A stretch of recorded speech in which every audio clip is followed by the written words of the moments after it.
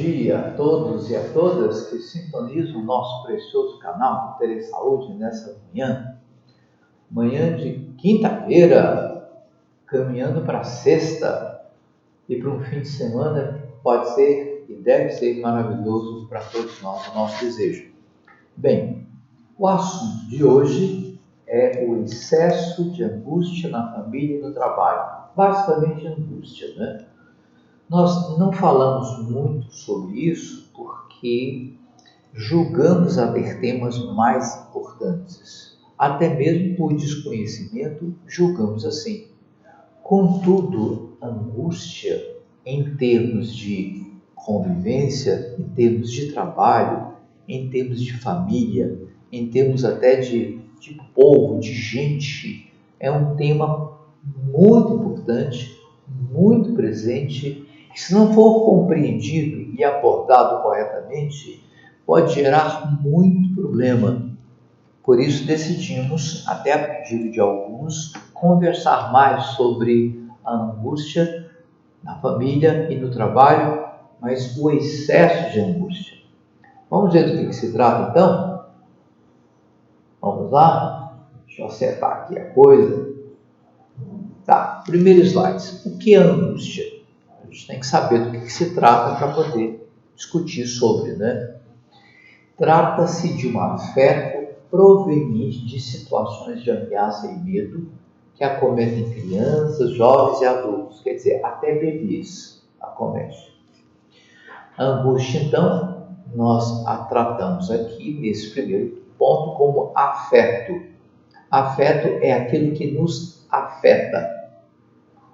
Nos afetou em termos psicológicos, em termos subjetivos, em termos de mente, em termos de alma.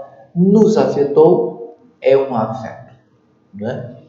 O afeto tem várias manifestações, por exemplo, emoções, tipo de afeto, sentimentos, tipo de afeto, angústia, outro tipo de afeto, né? Então, aquilo que nos afeta em termos subjetivos, em termos internos, né, em termos de alma, isso é afeto. Seja emoção, seja sentimento, seja angústia, tudo é afeto. Agora, o afeto, angústia, ele costuma ser mais percebido e até ele é gerado no contexto de ameaça, de medo, daquilo que a pessoa teme, daquilo que a pessoa, de certa maneira, desenvolve uma atitude de defesa, né? Começa a se defender de um certo motivo, de uma certa situação, de certas palavras, de certas circunstâncias, por exemplo, como falta de dinheiro, como desemprego, como brigas em casa. Então, essas coisas começam a incomodar, começam a ameaçar, começam a provocar medo. Então, a angústia vai se desenvolvendo e vai assumindo proporções maiores a cada dia, se o problema não for resolvido, né? Como é que a angústia se manifesta? Ela se manifesta através de sensações reais de ansiedade, respiração difícil, aperto no peito, preocupação excessiva e insônia, dentre outras manifestações. Aí você vai dizer, bem, então eu tenho uma angústia, porque eu tenho e já tive muito isso, ansiedade, às vezes é difícil respirar, não durmo direito, tem um aperto no peito, etc. Então, de fato, são sintomas que dizem respeito à angústia. A insônia, a gente tem um teste muito legal que a gente faz, é simples para saber se o seu sono está sendo angustiado a ponto de deixar você muito incomodado, muito afetado, porque é afeto ou não.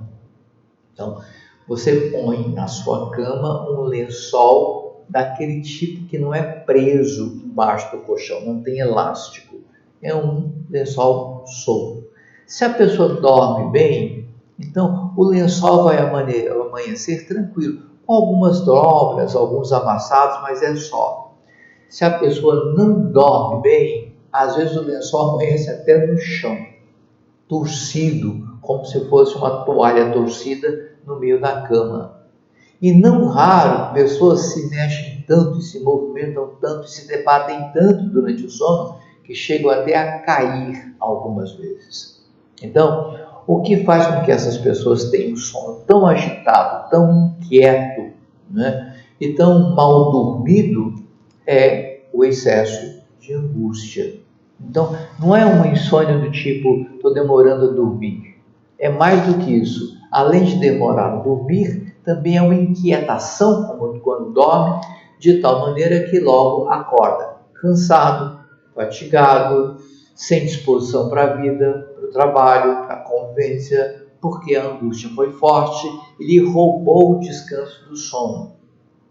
É importante dizer também que o que faz com que uma pessoa tenha saúde, inclusive principalmente saúde mental, é o sono reparador. Não é sono de quem está reparando, não. É sono que repõe forças. É o sono que repõe, né, as emoções, os sentimentos nos seus lugares. É um sono que repõe o que você perdeu na luta, na lida.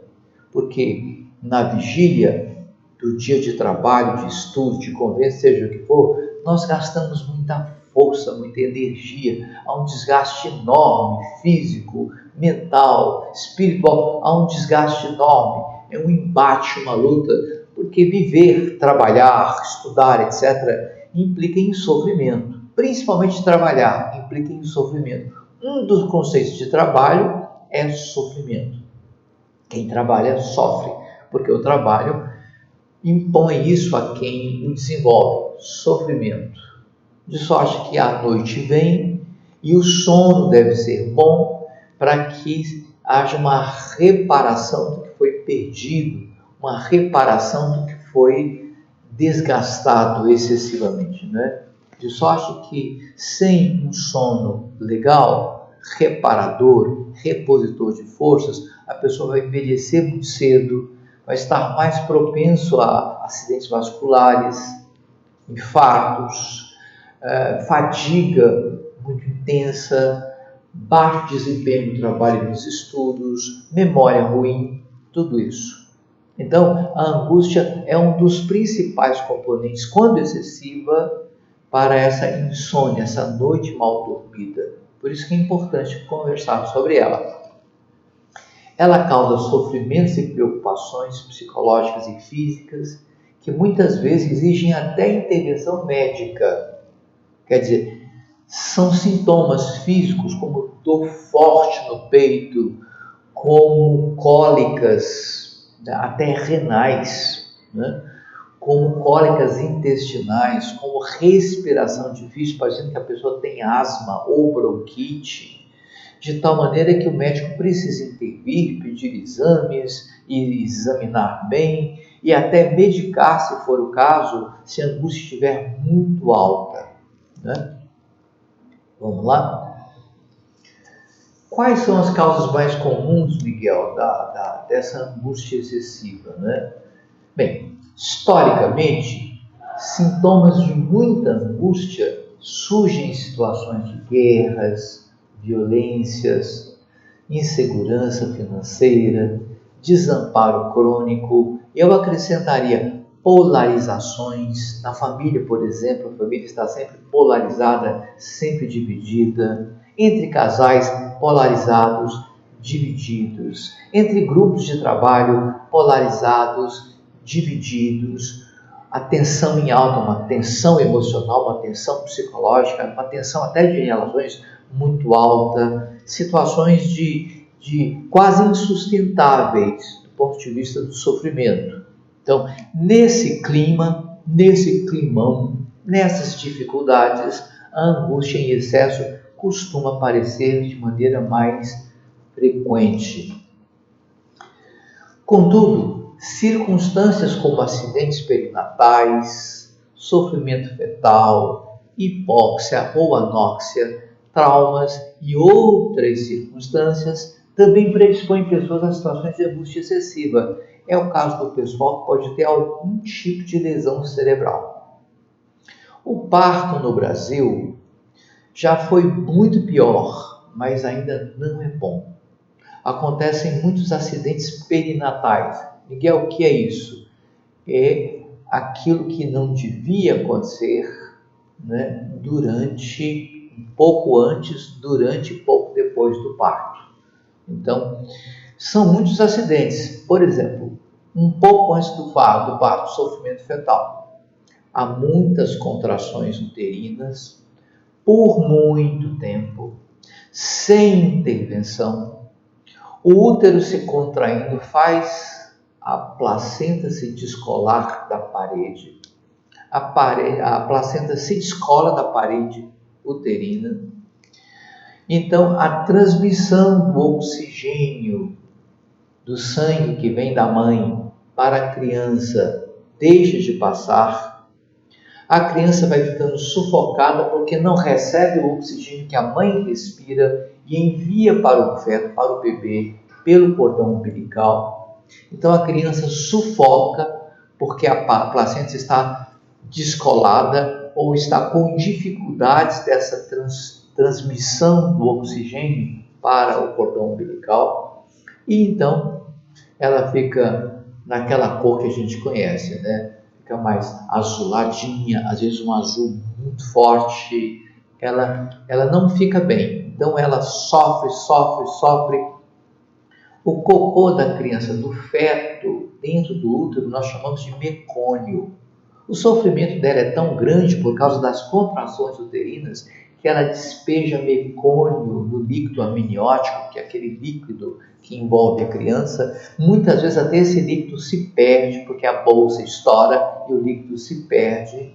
E nessa situação de contrações, de sufocamento, de expulsão difícil do útero, né? O útero, o seu movimento de expulsar a criança não consegue. Isso dura muito tempo. Então, algum tipo de prejuízo cerebral vai acontecer, né? Esse tipo de sofrimento não é tão incomum quanto muita gente imagina.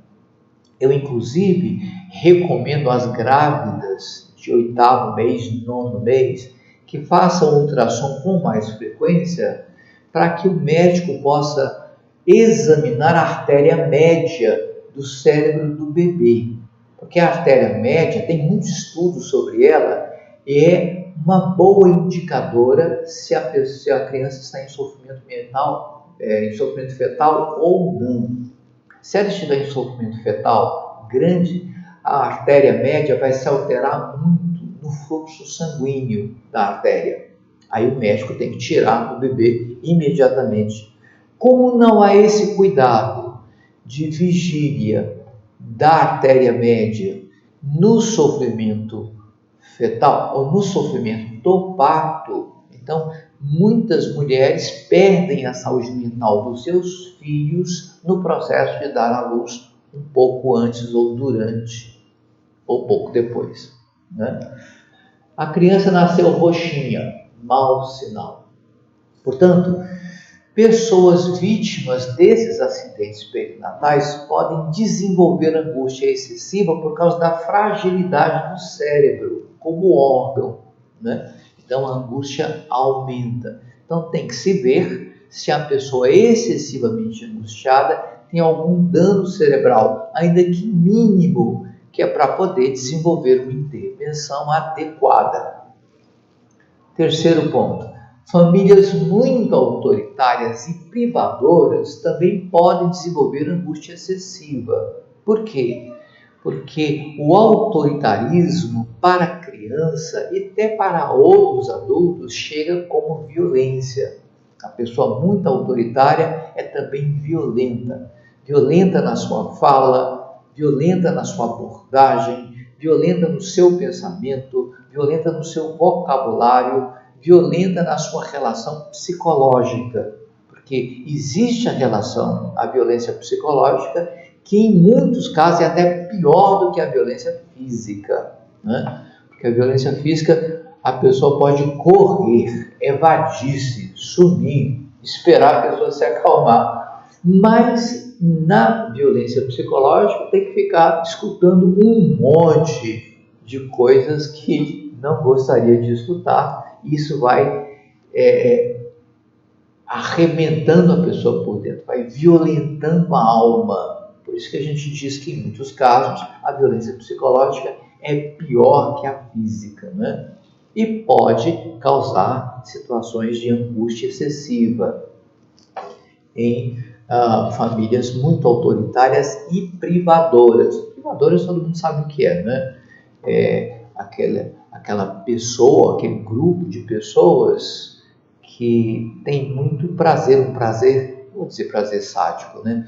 Mas um gozo sádico em submeter o outro a privações, privação de prazer, privação de alegria, privação de paz, privação de segurança, privação de horas lúdicas, de horas boas, de bem-estar, né? Privação daquilo que faz a vida ser interessante. De sorte que a vida é sempre um inferno ao lado de pessoas privadoras. E esse inferno que as pessoas privadoras promovem, ou porque são autoritárias, ou porque são sádicas mesmo, podem desenvolver situações de angústia excessiva. Hoje está difícil, né? Está complicado. Vamos lá. Outro aspecto da angústia que eu quero abordar com vocês, que é a angústia e o eu. O eu como consciência de si, identidade e presença, né? Alguém comparece diante de outro alguém, consciente de si, de quem é, a sua identidade, e consciente do que a sua presença representa. Olha que legal, presença que representa. Então, isso é o eu, pelo menos parte dele, né? Esse eu deve ser sempre fortalecido para que possa tornar a angústia controlada e suportada. Um eu enfraquecido estará vulnerável a sintomas de angústia excessiva, mesmo que os medos e ameaças sejam relativamente comuns e aceitos. As famílias devem cultivar um ambiente estimulante e acolhedor para o fortalecimento psicológico dos seus filhos e até para o fortalecimento dos seus próprios eus. De sorte que, sendo assim, o eu podendo ser enfraquecido, as pessoas podem, com esse eu enfraquecido, entrar em situação de grande vulnerabilidade à sua saúde mental.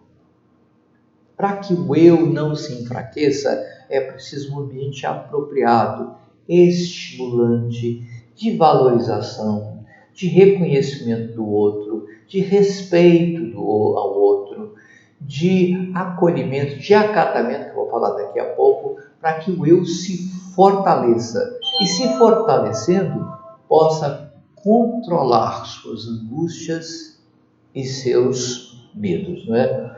Controlando a angústia, modulando a angústia, ela pode ajudar muito. A angústia pode ajudar o eu, mas desde que seja controlada. Tá? Vamos em frente, então. Angústia no trabalho. Falei angústia, o eu na família, né? Angústia na família através do eu. Agora quero falar no trabalho. Tem um francesinho muito lindo, casado com uma brasileira, que de vez em quando pinta aqui pelo Brasil. E pintando, ele faz palestras e são interessantes. É o Christophe Dejour. O livro dele clássico, conhecido, é Sofrimento do Trabalho, né? O Christophe, ele constatou no século passado excessiva e adoecedora angústia em trabalhadores. Em que contexto? Como estratégia opressora para maior produtividade. Porque os capitalistas e muitos gestores públicos descobriram que se toca um terror no ambiente de trabalho, as pessoas ficam com tanto medo, tão angustiadas, que começam a trabalhar muito mais e a produzir muito mais. Não para que a empresa ou a repartição vá bem e cumpra suas tarefas, mas para se ver livre da angústia, do medo, da ameaça, então elas correm rapidinho e cumprem as suas tarefas, e cumprindo as suas tarefas, ficam atentas esperando outra descarga negativa, porque o trabalho sempre vem de forma ameaçadora, com prazos ameaçadores, com imposições ameaçadoras, e isso vai causando nos trabalhadores uma angústia tão grande que eles querem se livrar, então fazem logo para poder descansarem, respirarem um pouco. Essa estratégia opressora para maior produtividade foi constatada por Dejour através de pesquisa. A partir da sua primeira pesquisa e constatação, ele começou a desenvolver uma série de palestras e de encontros e de discussões para denunciar essa condição do capitalismo, da cultura capitalista, que não se importa em oprimir e até em destruir uma pessoa, desde que aquela pessoa produza mais. Ambientes laborais opressivos, persecutórios ou muito árduos, quer na rotina de protocolos difíceis, quer no contato intenso e excessivo com muitas pessoas, podem desencadear angústias incapacitantes. Uma delas, por exemplo, é aquela angústia que inviabiliza a presença da pessoa no trabalho. Então, ela vai perdendo sono, de manhã cedo ela quer ir para o trabalho, mas o corpo não ajuda, vem a dor de cabeça, vem pressão alta, vem uma série de manifestações sintomáticas proibitivas da pessoa no trabalho, mas a pessoa vai assim mesmo, Vai assim mesmo. Chegando no trabalho, é acometida de crise de pânico, fica inerte, parada, paralisada. Com o tempo, isso eu estou falando em dias, ela não consegue mais ir ao trabalho, vive de atestado médico e, em muitos casos, esse tipo de transtorno pode ser irreversível, pode ser incapacitante. Miguel, como é que esse transtorno surge? Ele surge por esses protocolos difíceis, por um ambiente persecutório, por uma rotina muito árdua de trabalho e por um contato com o público que é difícil, que é complicado. Então, muita gente desenvolve sintomas de incapacitação para o trabalho. Há um nome para isso, não precisa dizer nome, basta dizer, porque o nome é muito estigmatizador, Não, eu tenho isso, não quero dizer nome, mas eu quero dizer de sintomas. Então, quando a pessoa não estiver aguentando mais, conseguindo mais comparecer ao trabalho, sem pânico, deve buscar tratamento o mais rápido possível, porque esses sintomas podem durar muito e incapacitarem a pessoa para o trabalho. E isso é triste, porque trabalhar é bom, deve ser bom. Mas, o que fazer? Os ambientes familiares e laborais devem promover acolhimento, estímulos, atenção e valorização de cada pessoa individualmente, reconhecendo suas necessidades de integridade e bem-estar. Porque nós tememos isso. Mal-estar nós tememos muito, e ele é muito comum, e quanto mais forte o mal-estar, mais adoecedor é. Tememos muito por nossa integridade.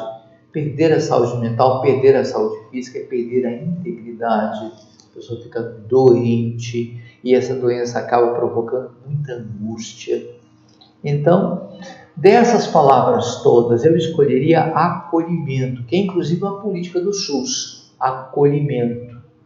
Acolhimento é uma ação composta de muitas providências. Por exemplo, estabelecer com a pessoa acolhida de cara um vínculo de empatia, um vínculo de educação, de naturalidade, de uma educação natural, de um respeito natural, de uma disponibilidade natural, fazendo a pessoa se sentir bem-vinda, benquista, gente que tem fraquezas, gente que tem limitações, mas gente que também tem forças, tem possibilidades e tem potencial. Enfim, alguém amigo, alguém próximo, gente como a gente. De tal maneira que, se isso acontece, a pessoa vai se sentindo à vontade, tranquila, confiante, e não tem dificuldade em se aproximar, e se aproximando se abrir, e se abrindo falar de si, das suas coisas, do seu mal-estar, dos seus sofrimentos, das suas dificuldades, da sua angústia, enfim. Por isso que eu escolho o acolhimento entre essas palavras todas, que é uma política pública que deve ser estimulada e desenvolvida junto àqueles que sofrem no ambiente de trabalho e no ambiente familiar também. E no ambiente familiar, Miguel, como é que é? No ambiente familiar, não é?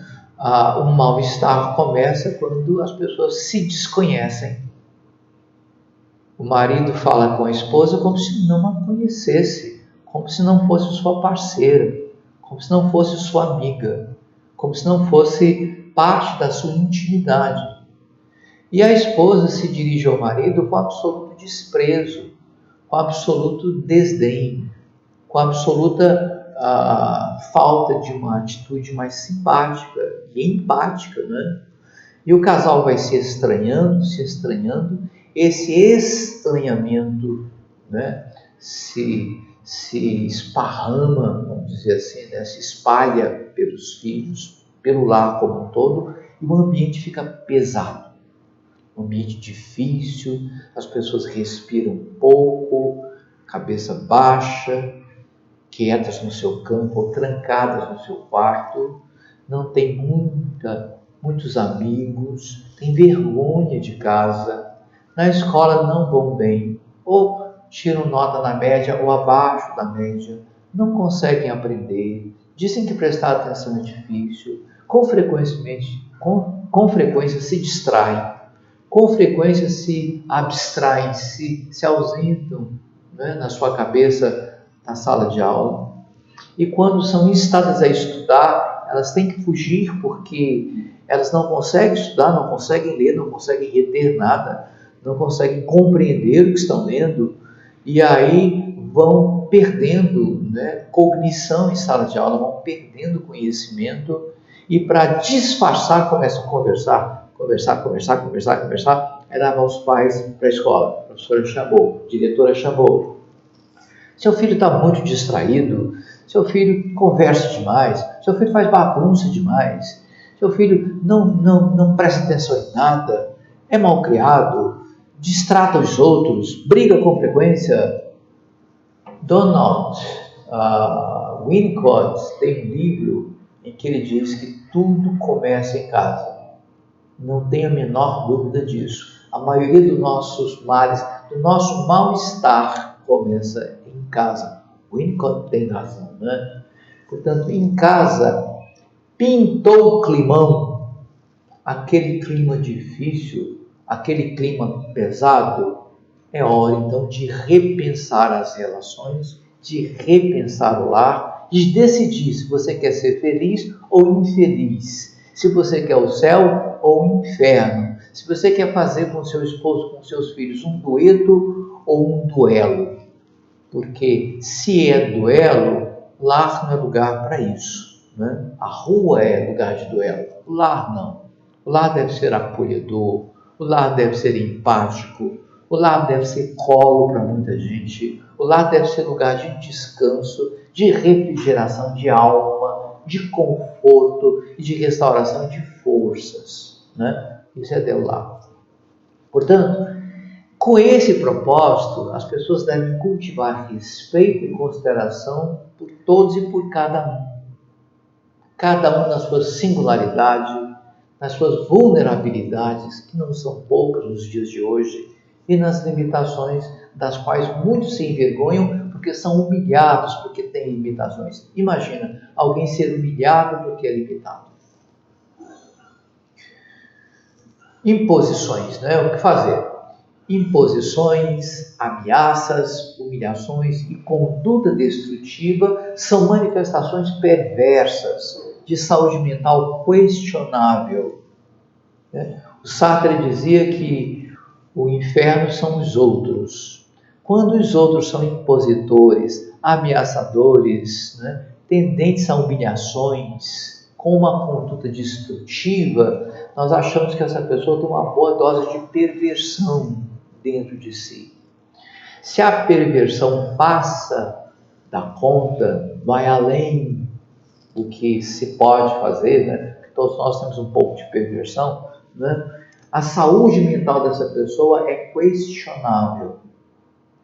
Se a pessoa está excessivamente destrutiva nas suas relações, até para consigo mesmo, se destruindo aos poucos, então elas devem ser evitadas e denunciadas. E seus atores, os que fazem tudo isso, acompanhados e qualificados para relacionamentos saudáveis. Então alguém tem que chamar a atenção. Então a turma pega uma certa distância e começa a conversar com essa pessoa muito seriamente, dizendo: seu comportamento não é bom, está destrutível, está humilhado, você humilha as pessoas, você destrata pessoas, você não tem paciência com elas, você não demonstra empatia, isso não está bom, está acontecendo alguma coisa de ruim com você. Então você precisa voltar, você precisa aprender a relacionar-se de maneira saudável consigo e com as pessoas. Não é bronca não, é simplesmente sinceridade sem sincericídio, né? Finalmente, a angústia como condição afetiva é normal dos seres humanos, né? Então, a partir do nascimento, nós começamos a temer. A partir do nascimento, nós entramos num mundo que não é exatamente acolhedor, ele é mais hostil. Por exemplo, a partir do 3º mês, mais ou menos, aparecem as cólicas. O bebê não sabe de onde vêm as cólicas. Ele pensa que na barriga da mãe ele não tinha cólicas. Agora que ele está fora, que ele está no mundo, ele tem fome, ele tem frio, ele tem cólicas, ele tem gasturas, ele tem medo, que o bebê tem medo sim, né? Coisas que ele não tinha. De sorte que a presença ou a percepção dessas situações de ameaça e de medo fazem com que a criança desenvolva uma defesa chamada angústia, um afeto-defesa. A angústia, então, vai defender a pessoa, vai proteger a pessoa, vai gerar uma situação de proteção, de percepção de uma proteção presente, capaz de acalmá-la, capaz de resguardá-la, capaz de deixá-la mais calma, mais tranquila em relação ao meio. Então, a angústia é, de fato, uma condição normal na qual o bebê, com medo, se angustia e, angustiada, busca proteção, né? Desconsiderada e desconfirmada, né, a angústia pode se tornar um problema de sérias consequências para a saúde mental. Então, se a pessoa está angustiada, é bom prestar atenção nela, é bom distingui-la, é bom tentar conhecer quais são os motivos, né, que estão provocando aquela angústia. Certamente há medo, há desassossego por trás disso, há inquietações, há ansiedades.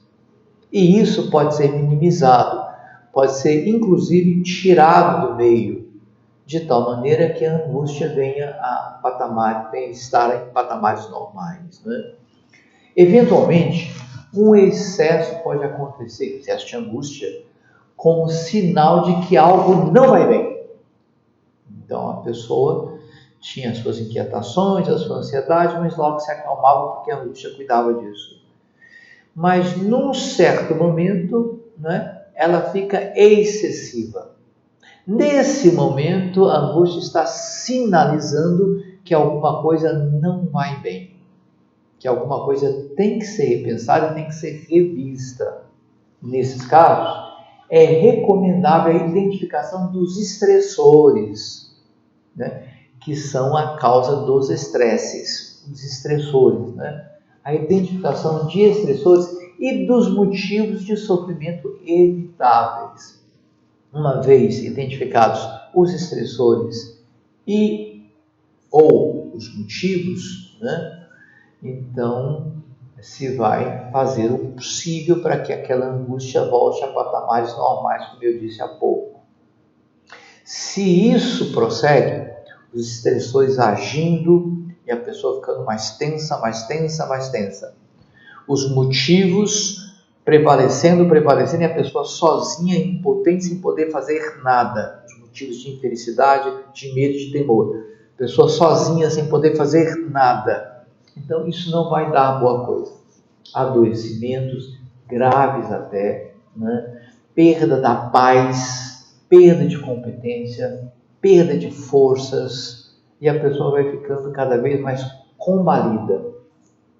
Uma boa coisa é uma turminha cercar, uma turminha estar perto de pessoas que estão nesse pico de angústia mais alto e começarem a trabalhar juntas, a cooperarem, a darem-se as mãos, a apoiarem-se mutuamente, para que a pessoa não atravesse sozinha, né, o momento maior de angústia, o momento de angústia maior, porque essa angústia maior é um indicativo de que há problemas. E quando a gente está unido a outras pessoas que nos querem bem e vice-versa, normalmente a angústia volta a níveis normais e acaba havendo mais sossego e mais produtividade até na vida da pessoa.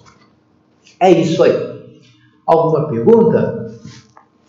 A gente tem satisfação de estar aqui com vocês e se eu puder responder alguma pergunta que alguém faça, tudo bem. Porque esse canal é interativo, né? A palavra da moda há alguns anos é interatividade. Muita gente fala e não faz. Nós fazemos, nós somos interativos. Estamos aqui para sermos elogiados, vaiados, recebemos opinião, darmos opinião, venha o que vier, né? Estamos aqui dando a cara a tapa e também dispostos a ajudar muita gente. Então, vamos lá?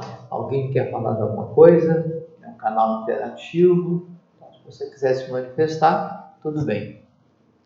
Enquanto você escreve aí, eu volto ao primeiro ponto desse finalmente, né? Insisto um pouco mais nele, que é a angústia como condição afetiva normal. Ah, estou angustiado. Normal. Ah, estou preocupado com isso, com aquilo. Normal.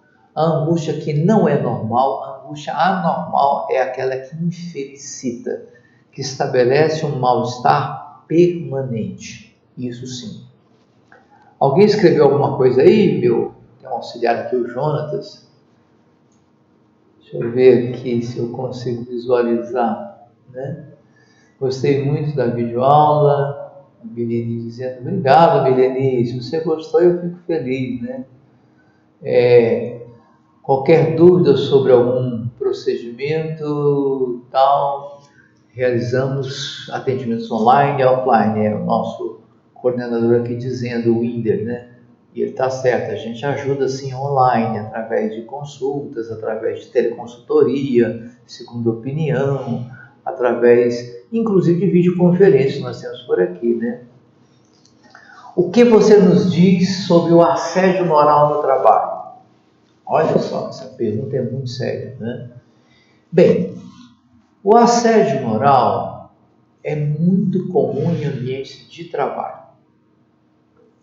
E a partir de um certo momento da nossa história, numa relação muito verticalizada entre patrões e empregados, entre chefes e chefiados, né? Começou a haver então a prática disso que o Deju chama de estratégia para maior produção. A opressão como estratégia para maior produção.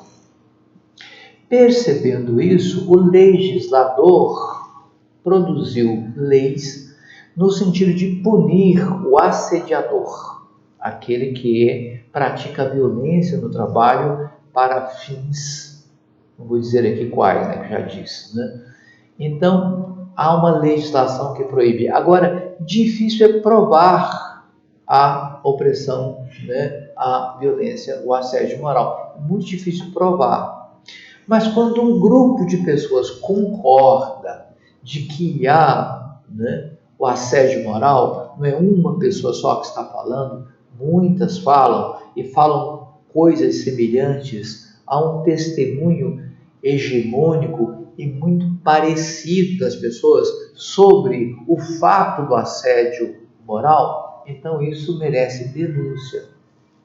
Conheço muitos gestores que foram destituídos das suas funções porque o grupo, não podendo suportar mais o assédio moral, denunciou. Então, foi muito além da conta. Do suportável, merece denúncia pelo grupo. Agora, se o assédio moral é mais sutil, menos perceptível, etc., então a pessoa com a sua identidade forte pode retrucar, pode responder, pode até enfrentar isso em termos de educação, de civilidade, dos seus direitos, com todo respeito, mas discordar. E se discordando sofre mais, o pessoal vai perceber, e com o tempo essa percepção vai se transformar numa opinião. E se a pessoa que assedia, não voltar atrás nas suas atitudes, ela estará vulnerável a ser removida do seu cargo. A legislação estabelece isso. A sabedoria aconselha o seguinte: muita calma nessa hora, cabeça no lugar, respira fundo, baixa o nível de angústia e pensa com a turma no que fazer, né? A minha vozinha querida que está no céu dizia que não há bem que sempre dure, nem há mal que nunca se acabe, né? Então, todo bem tem um fim, mas os males também têm. Então, não há bem que sempre dure, nem mal que nunca se acabe. Nunca me lembro, nunca me esqueci disso. E quando estou debaixo de sofrimento causado por terceiros, né, eu peço a Deus calma, peço a Deus que me ilumine, peço a Deus sabedoria, né? E com calma, com angústia mais baixa, vou enfrentando aos poucos a situação, sabendo que os males se acabam, né? Os males não vão durar para sempre. Em uma hora ou outra, né, a pessoa que pratica assédio moral vai ter que voltar atrás, ou vai ficar numa situação muito ruim com o seu grupo e até com a lei, né? Então eu recomendo calma e sabedoria no assédio moral. Não é fácil provar, mas o grupo pode. Tudo bem então, né? Um abraço a todos, né? E até o nosso próximo encontro nesse canal. Esse canal interessante, instigante, nesse canal que tem tanta coisa boa. Um abraço a todos e até a próxima.